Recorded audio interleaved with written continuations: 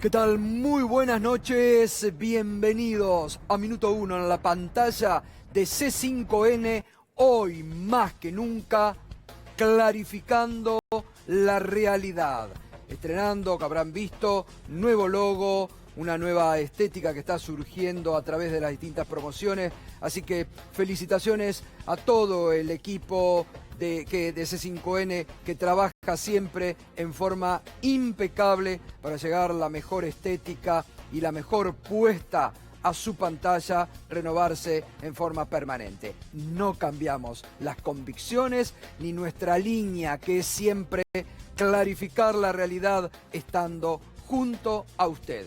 Y a partir de este momento nos podés acompañar con el hashtag Macri es deuda. Mire, Macri es deuda, pero no solamente en lo que hace referencia al pesado endeudamiento que ha dejado el expresidente y los 4 años de nefasto neoliberalismo para la Argentina. Hasta el propio Fondo Monetario Internacional lo ha admitido, que la deuda tomada por Macri no es sustentable, ni para la Argentina ni para ningún país del mundo. Pero estaba pensando recién, mientras preparábamos con la producción el programa, no solamente Macri es deuda, es más que por allí, como algunos han dicho, tierra arrasada. Realmente, Macri nos ha dejado las 7 plagas sobre la Argentina. Ha vuelto el sarampión, está el dengue en la ciudad de Buenos Aires. No se dice, no lo dicen los medios que siguen protegiendo al macrismo. Hay 165 casos de dengue, pero hablan del coronavirus.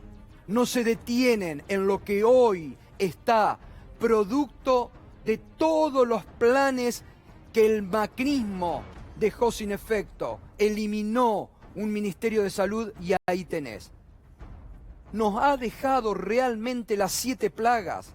Volvió el sarampión, volvió el dengue, deuda insostenible, pobreza, desempleo y hambre en la Argentina. Y sobre esa base de las 7 plagas que nos ha dejado Macri y el neoliberalismo, el presidente Alberto Fernández y el gobierno del Frente de Todos, 81 días de gobierno. Lo quiero remarcar hoy. 81 días de gobierno sobre la base de estas 7 plagas que ha dejado. Para aquellos que aún dentro del Frente de Todos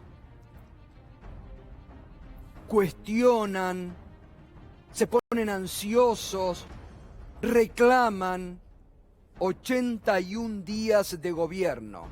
Sobre esa base ha hecho este punto de partida que en forma impecable como discurso institucional el presidente ayer presentó ante el Congreso lo que va a ser de aquí a un año para adelante los principales lineamientos de su gobierno. Y con un estado de situación que encontró, pero sin llorar sobre las 7 plagas encontradas, remarcando cómo en estos 2 meses se ha recuperado, por ejemplo, que la gente que pasaba hambre, que nuestros hermanos que pasaban hambre, hoy con la tarjeta alimentar que está llegando ya a 10 millones de familias, puedan comenzar a ir dejando paulatinamente los chicos los comedores y puedan volver a tener en su mesa productos que no comían y que habían dejado de comer. Es muy importante y ahora te vamos a ir marcando los principales lineamientos del discurso del presidente en la jornada de ayer. También me quiero detener en esta imagen que te mostrábamos al inicio del programa, que fue la imagen que ayer se mostró allí en el estrado de la Cámara de Diputados. La presencia de la vicepresidenta, de Alberto Fernández como presidente, de Sergio Massa como presidente de la Cámara de Diputados. Esa es la imagen de un gobierno que ahora empieza a marchar en base a la unidad lograda, que esto es también lo que tienen para no decepcionar a nadie, que siempre tienen que tener presente los integrantes del gobierno y del Frente de Todos. Son el gobierno en base a la unidad lograda. Por más que aquellos que sostenieron durante 4 años busquen todos los días, como buscaron ayer, en forma otra vez mentirosa, haciendo creer que una simple indicación sobre un acto protocolar que la vicepresidenta le marcaba al presidente a la entrada al recinto, eso desde las redes lo transformaron como que lo estaba retando. Hasta eso hay que salir a clarificar, porque los reyes de las fake news siguen activos, tratando de dinamitar a un gobierno que tiene, reitero, 81 días en el poder. Ayer el presidente, vuelvo sobre esto, en un marco institucional, marcó los principales lineamientos hacia el futuro. Lo vamos a ir marcando. Me pareció fundamental cuando habló del concepto de solidaridad, porque sabe que además tenemos un presidente que no solamente sabe leer, sino que tiene conceptos claros y conoce del contenido y sabe hacia dónde lleva un país. Y eso es fundamental después de los 4 años vividos. El concepto de solidaridad que remarcó ayer el presidente y que decía de la siguiente forma. Lo afirmo con humildad y también con profunda convicción. Lo dije al jurar como presidente de la Argentina. Comencemos por los últimos para llegar a todos.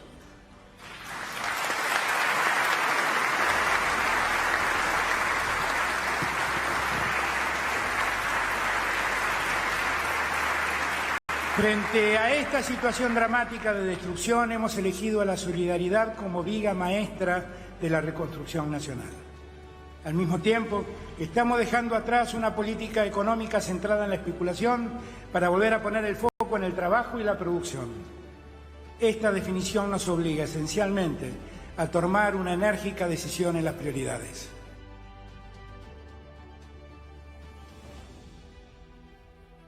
Allí estaba marcando este concepto fundamental para que muchos lo entiendan, basado en qué hay que redistribuir y también hacia dónde hay que redistribuir.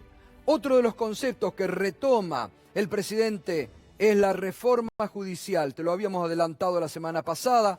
Ayer el presidente marcó los lineamientos de lo que será la reforma judicial después del tratamiento de las jubilaciones de privilegio. Esto decía.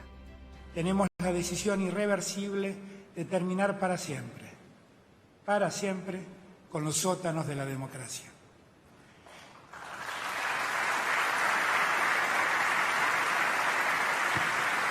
Con ese propósito, dispuse la intervención de la Agencia Federal de Inteligencia. Allí terminamos con el oscurantismo que imperó en estos años. En este tiempo de la Argentina en el que nos toca gobernar, venimos a ponerle fin a la designación de jueces amigos, a la manipulación judicial, a la utilización política de la justicia y al nombramiento de jueces dependientes de poderes inconfesables de cualquier naturaleza. Nos proponemos impulsar un reordenamiento de la justicia federal que evite el cajoneo o la activación de expedientes en función de los tiempos políticos, que impida la construcción de falsas causas, que acabe con la arbitrariedad en materia de detenciones y que impida para siempre que la discrecionalidad judicial reemplace a las normas del derecho. Estamos terminando para siempre en la Argentina con la manipulación de sorteos, la concentración de procesos que el oligopolio de los jueces federales ha permitido. Allí hay algo fundamental también, fíjese. Este DNU que el presidente anticipó en los próximos días estará emitiendo para terminar con todas las conexiones clandestinas y algunas no tan clandestinas que la AFI tenía como tentáculos en el manejo de juzgados federales a los que entraba para marcar las órdenes políticas o de la mesa judicial del gobierno de Macri. Eso ha sido realmente una gran noticia. Poner fin a las intervenciones de los agentes de inteligencia, de los D'Alessio, de los oscurantistas, de aquellos que manipulaban incluso como diputados, como funcionarios a agentes de inteligencia que los utilizaron para el armado de causas y para la persecución y la eliminación del adversario político, como hizo Macri y los suyos con la AFI. Pero vamos a volver sobre los puntos de la reforma que esta semana el presidente va a enviar al Congreso para su debate en profundidad. Vamos a ir rápidamente mostrándolo. El objetivo, lo dijo, desarmar el monopolio y la relación con los servicios de inteligencia que la justicia federal tuvo por más de 2 décadas. A los 12 jueces federales se sumarán los 10 magistrados del fuero penal económico y unos 30 del fuero correccional y criminal nacional de la ciudad de Buenos Aires. Ya no se sortearía entre los 12 jueces de Comodoro Pi las causas donde el bolillero siempre beneficiaba a alguno. El bolillero siempre lo beneficiaba a Bonadío para las causas de persecución armadas contra el gobierno anterior. Una vergüenza. No nos olvidemos que cuando no cayó en Bonadío, eliminaron un sorteo y volvieron a sortear. Hasta eso hacían, amparados también por los jueces de la Corte, que quiero detenerme. Ayer intentaron mostrarle los dientes al presidente. Ayer mostraron de desafiar al presidente y extorsionar al presidente de la República con la ausencia que hicieron del acto de la Asamblea Legislativa. Solo enviaron al presidente y a la vicepresidenta. Lorenzetti, que fue el responsable de muchos de los armados que hoy se están sacando a la luz, puso un argumento infantil, que había vuelto de un dictado de unas clases de Hawái. ¿Sabe cuánto volvió? En los primeros días de febrero. Decía que tenía fiebre. Nada se supo de la ausencia de Rosati y de Maqueda, pero está demostrando, intentan demostrar con esos hechos por dónde va el poder político como debe ser. Para eso los ha elegido, para que gobiernen, aún frente a las corporaciones como la justicia que han empezado a mostrar los dientes. Vamos más con los aspectos de esta reforma. Limitar el fuero contencioso administrativo. El sector judicial que resuelve todos los litigios relacionados con el Estado se unificará con el fuero civil y comercial federal.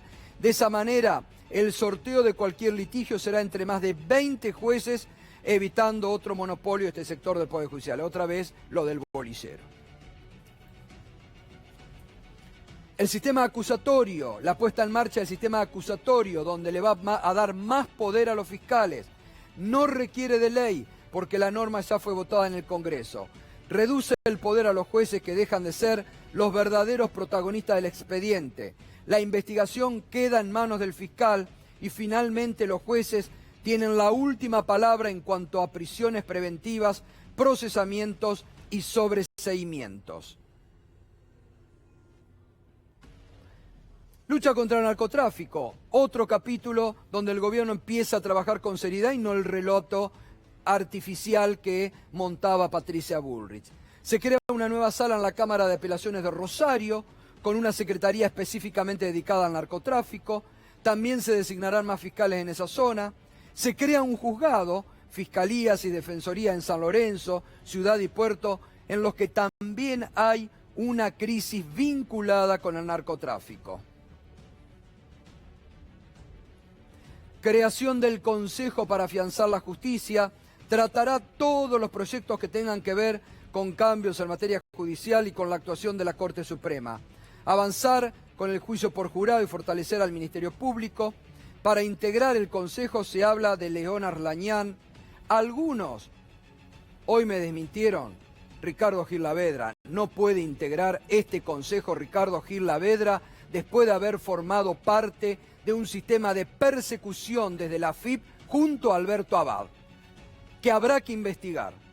Después te vamos a mostrar lo que pasó el jueves pasado con un testigo de la querella de la AFIP que convirtió en un arrepentido de la AFIP, que habló del grupo de tareas que había creado Alberto Abad en la AFIP para perseguir al grupo Indalo. Si a alguien se le ha ocurrido que Ricardo Gil Lavedra puede estar en eso de notable, no, señores, se equivocan, porque Gil Lavedra ha sido parte de ese sistema de persecución ideado desde la AFIP. Carlos Beraldi y otros juristas y profesores universitarios de distintas orientaciones y formaciones. Pero mire, es tan importante poner primera y avanzar con la reforma judicial frente a la podredumbre de los últimos 4 años, amparada muchas veces, reitero, por los jueces de la Suprema Corte de Justicia, que se hacían los distraídos y nunca pusieron las cosas en serio. El viernes, no te lo van a informar los medios que aún siguen protegiendo al gobierno anterior. La Cámara Federal el viernes dejó prácticamente sin efecto las acusaciones por las cuales el gobierno macrista echó, porque Macri lo tenía en la mira, al camarista Eduardo Freyler. Lo tenía en la mira porque Freyler había sido uno de los jueces que había ratificado y confirmado todo lo que hizo Macri cuando era jefe de gobierno sobre las escuchas ilegales. El viernes quedó sin efecto todas las denuncias que le habían creado, le habían armado a Eduardo Freyler. Freyler ya no es camarista, Freyler tuvo problemas familiares por la persecución. ¿Quién le devuelve todo el mal que le hicieron a Freyler? Escúchelo cómo el viernes con Tomás Méndez en Radio 10 contó las penurias que sufrió persecución de Mauricio Macri.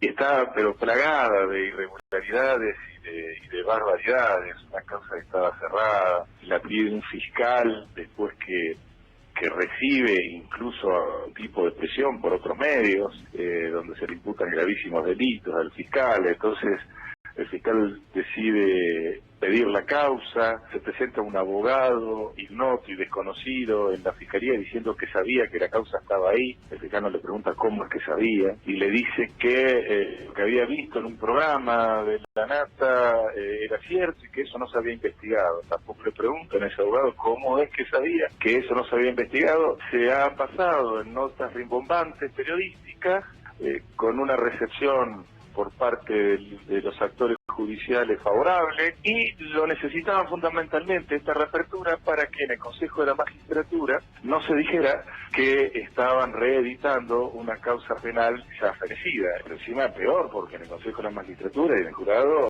no hicieron lugar a lo mínimo indispensable, que es una pericial contable. Es tremendo. En lo personal, uno va por la calle creyendo que las personas se acercó y que lo están mirando y lo están juzgando. Me he tenido que mudar porque el trabajo ya no podía pagar la gente que estaba pagando. Mi padre enfermó y falleció a los pocos meses. Lo que ha sucedido en mi vida personal ha sido tremendo. Y cuando comenzaron todas estas manejos y diatribas contra mí, el periodista La Nata instaba desde la radio, le decía a los compañeros de mis hijos, les decía, ustedes los compañeros de los hijos de Freyler le tienen que decir a los hijos, el hijo de puta de tu padre escribió esto. Estoy reproduciendo lo que dijo La Nata por radio y a los chicos de la escuela primaria y secundaria a insultar a mis hijos. ¿Se da cuenta al nivel que llegaron? Lo mismo hicieron con el juez Casanelo, el mismo periodista que le inventó el mote de Tortuga, por el cual después los hijos se burlaban por el mote que le había impuesto. ¿Se da cuenta cuando hablo del poder político, mediático y judicial que cogobernó y cómo creaban desde los medios esto? ¿Lo escuchó al camarista Freyler? ¿Quién le devuelve ahora a Freyler toda la persecución que le armaron para que el viernes la Cámara Federal diga no, no hay nada de lo que se le denunció? Por eso es necesario avanzar, pese a que ahora muestran los dientes en la reforma y profundizar la reforma al Poder Judicial que demostró ser ineficiente y que estuvo muchas veces al servicio de la persecución y de la búsqueda de eliminar el adversario político desde esta estructura que se había montado. Vamos al discurso del presidente, volvemos. Cuando habla de la deuda, justamente estás acompañándonos con el hashtag La deuda es Macri, y ahí apuntó muy bien sobre la investigación a la deuda. Quiero expresar particularmente mi agradecimiento al Papa Francisco, quien de modo singular